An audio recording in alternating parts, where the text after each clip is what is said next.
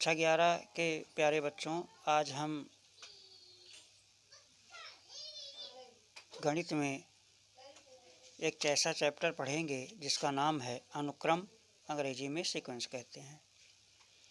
इस चैप्टर का बहुत ही महत्व है और ये बहुत रुचिकर भी है और महत्वपूर्ण भी है। तो इसमें सबसे पहले प्रस्तावना में हम देखेंगे कि 1671 ईस्वी में जो जेम्स ग्रिगोरी एक गणितज्ञ थे जिनका नाम था 1671 ईस्वी में जेम्स ग्रिगोरी ने अपरिमित अनुक्रम के संदर्भ में अपरिमित श्रेणी शब्द का प्रयोग किया था। तभी से ये सीक्वेंस शुरू हुआ, अनुक्रम शुरू हुआ। और अगर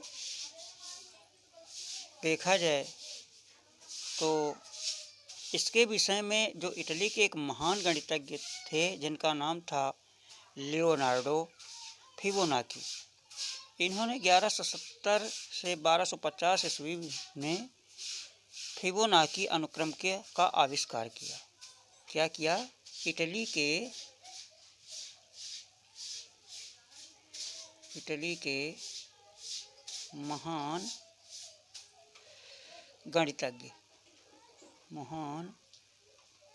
गणितज्ञ जिनका नाम था लियोनार्डो फिबोनाची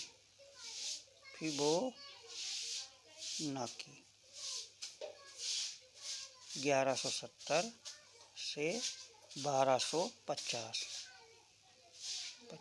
ईस्वी ने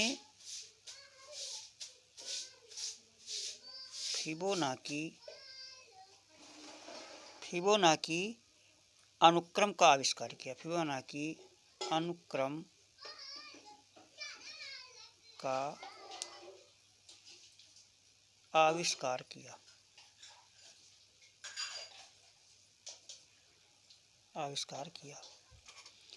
तो इस प्रकार फिर परिभाषा, अनुक्रम की जो परिभाषा बनी, इसकी खोज के बाद, आविष्कार के बाद जो अनुक्रम की डिफिनीशन दी गई वो कुछ इस प्रकार दी गई कि अनुक्रम या सीक्वेंस किसे कहते हैं कि संख्याओं का एक ऐसा समूह जिसमें संख्याएं किसी निश्चित क्रम तथा निश्चित नियम के अनुसार व्यवस्थित की गई हैं, उन्हें अनुक्रम कहते हैं, अनुक्रम कहलाती हैं।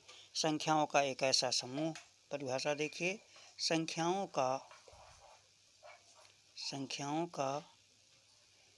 एक ऐसा समूह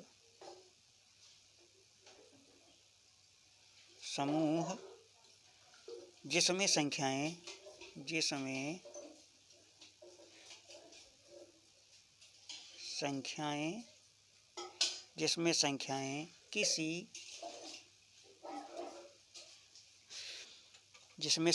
किसी निश्चित क्रम में तथा निश्चित नियम के अनुसार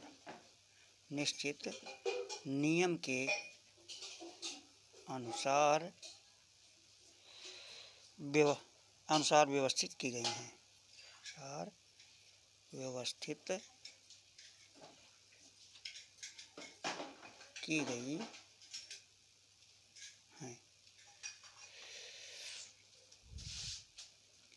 अनुक्रम कहलाती हैं।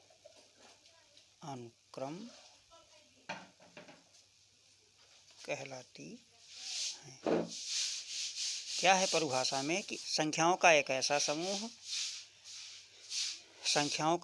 समूह या ऐसा ग्रुप जिसमें संख्याएं दो चीज़ों का पालन करती हैं, उनमें निश्चित क्रम तथा उनका निश्चित नियम के अनुसार उनको रखा गया है, व्यवस्थित किया गया है। इन्हीं को हम अनुक्रम कहते हैं। ये संख्याएं अनुक्रम कहलाती हैं, ये अनुक्रम कहलाता है। इसे हम अनुक्रम कहलाती हैं, लेकिन अनुक्रम कहलाता है।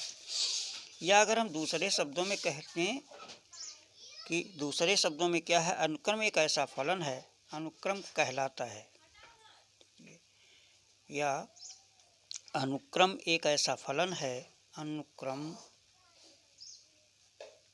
एक ऐसा फलन है, अनुक्रम एक ऐसा फलन है जिसका प्रांत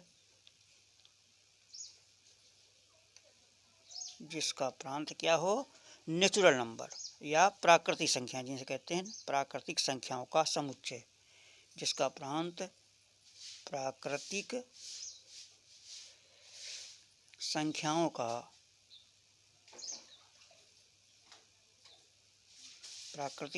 का क्या हो, प्राकृतिक संख्याओं का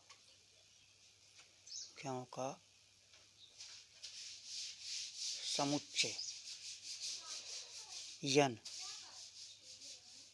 अथवा n के उपसमुच्चय के प्रकार का होता है, अथवा n के उपसमुच्चय के आकार का होता है, ये है इसकी परिभाषा।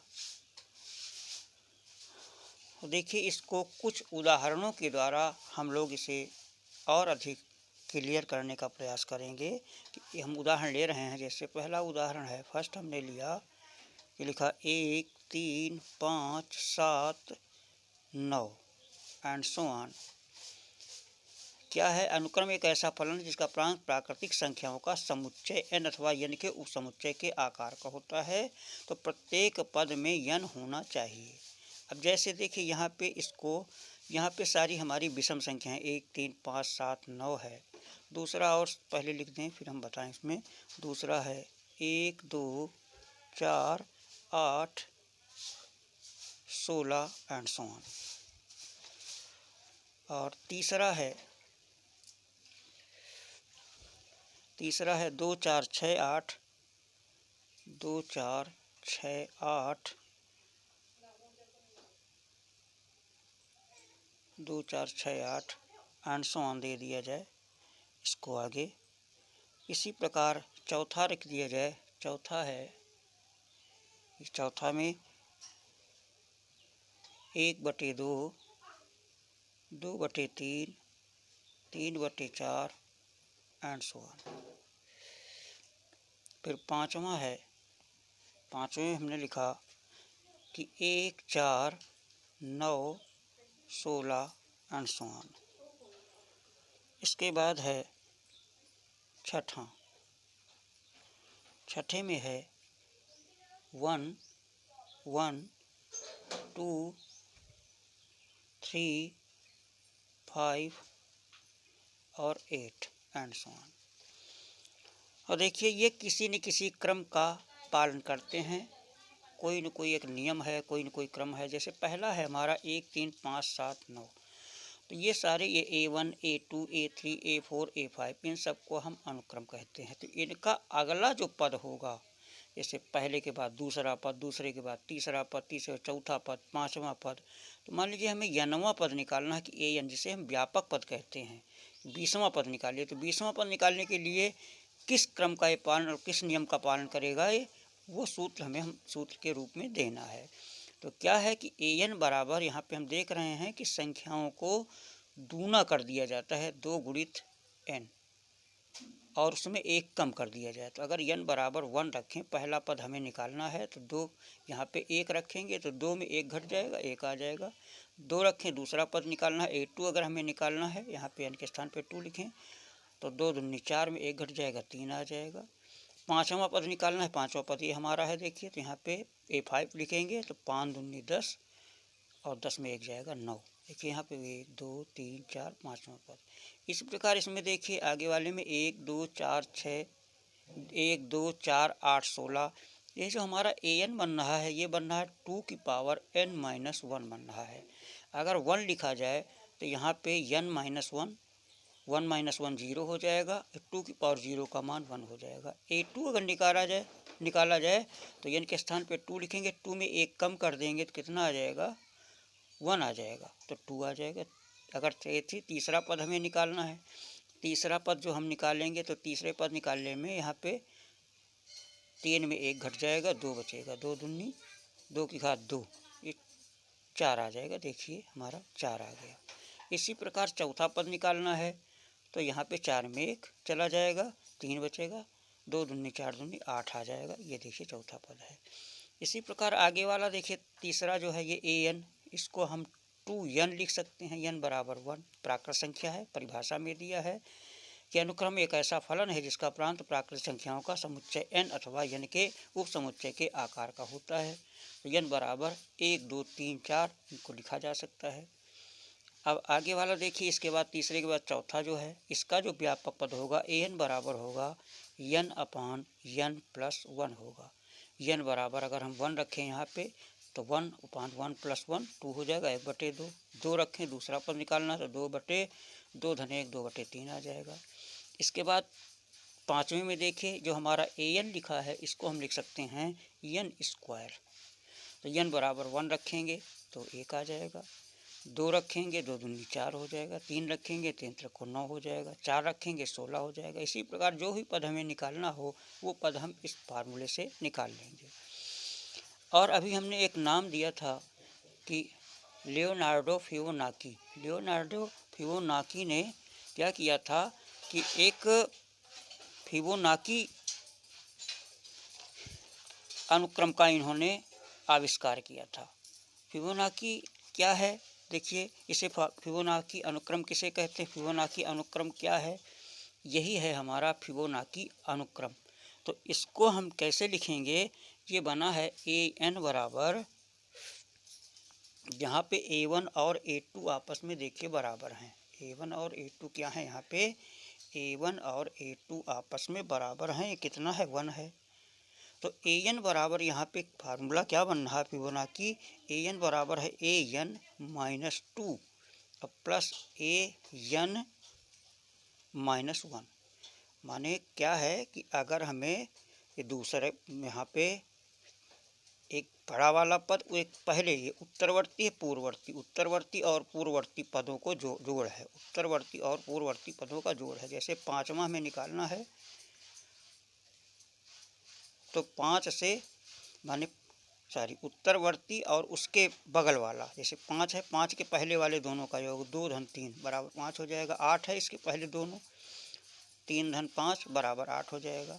2 निकालना है, इन दोनों के योग के बराबर हो जाएगा। तो हम देख रहे हैं जो आगे तीसरा पद है वो पहले 2 पदों के योग के बराबर है, चौथा पद उसके पहले वाले 2 पदों के योग के बराबर, 2 धन 1 बराबर 3। इसी को कहते हैं फिबोनाची अनुक्रम।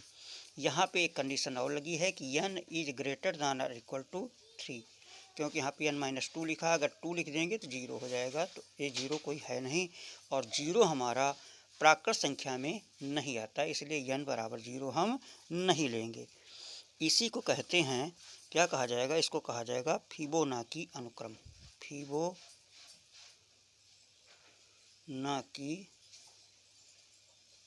अनुक्रम, ये हमारा फिबोनाची अनुक्रम है। इसमें फिबोनाची अनुक्रम अभी हमने बताया था कि जैसे 8 निकालना है तो इसके पहले वाले 2 पद, ये कौन सा पद है, 1 2 3 4 5 6, अगर छठा पद निकालना है तो हम क्या लिखेंगे, छठे पद में चौथा और पाँचवा पद जोड़ दिया जाएगा। ये चौथा पद है और ये पाँचवा पद है। माने ये निकालना है, अगर छठा निकालना है A6 हमें निकालना है, या हम मान लीजिए हमें निकालना है A6, यहाँ पे A6 निकालना है तो A6 निकालने के लिए क्या किया जाएगा, A6 निकालने के लिए पहले यहाँ पे A5 और प्लस A4 लिखना होगा। तो यहाँ पे देखिए A5 कितना है, 1 2 3 4, ये A4 है 3, और A5 कितना है, 1 2 3 4 5, ये 5, ये बराबर 8 हो जाएगा। और छठा पद आप देख लीजिए 1 2 3 4 5 6। इस प्रकार ये फार्मूला हमारा बना। तो आज हम यहीं तक अनुक्रम के संबंध में, फिर ये जो विशेष प्रकार के हमारे अनुक्रम हैं, इन्हीं अनुक्रमों से हमें श्रेणी प्राप्त होगी। फिर हम अंतर आपको बताएंगे कि श्रेणी क्या है और श्रेणी के बाद श्रेणी क्या है, और श्रेणियाँ कितने प्रकार की होती हैं और श्रेणी किसे कहते हैं, इनके विषय में आगे बताएंगे।